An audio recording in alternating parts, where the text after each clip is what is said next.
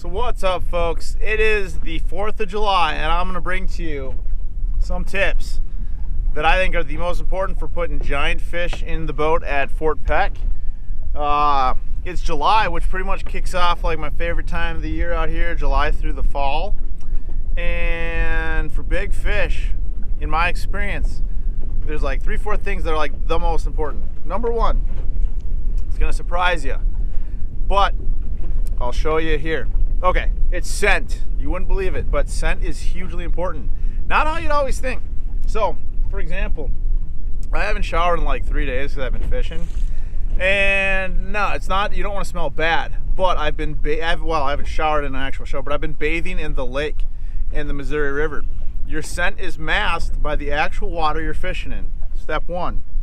Step two, to think like a fish, you got to eat like a fish. These are kipper snacks, I believe they're called.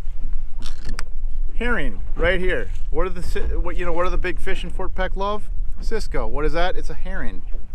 Look at how like amazingly yummy this is.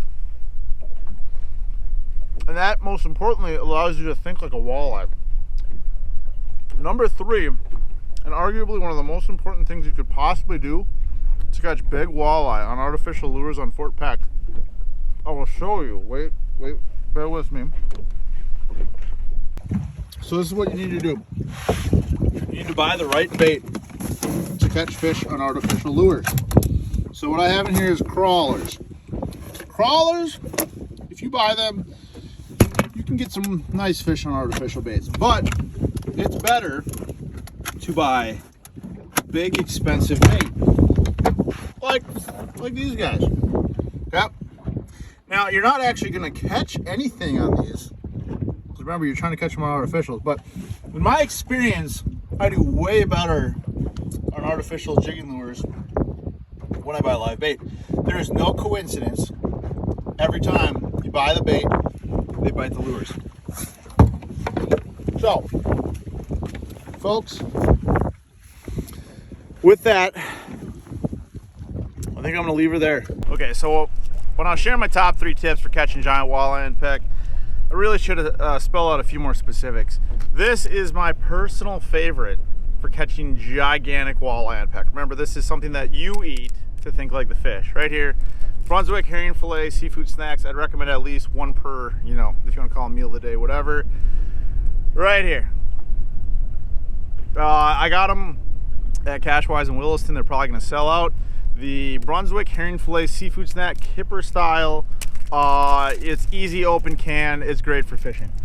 Additionally, I think something that helps even more as far as like actually getting them to commit is like, if you're not going to use your fingers, to use the proper serving utensil.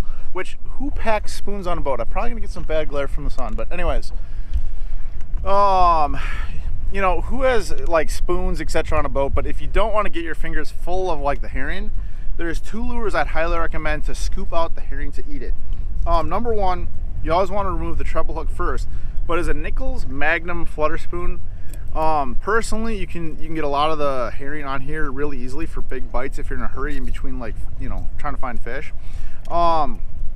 If you want to like have more of a refined, delicate approach to your meal, I'd personally recommend the Nishini Chippewa DD. This is a fantastic deep diving crankbait. See that long bill?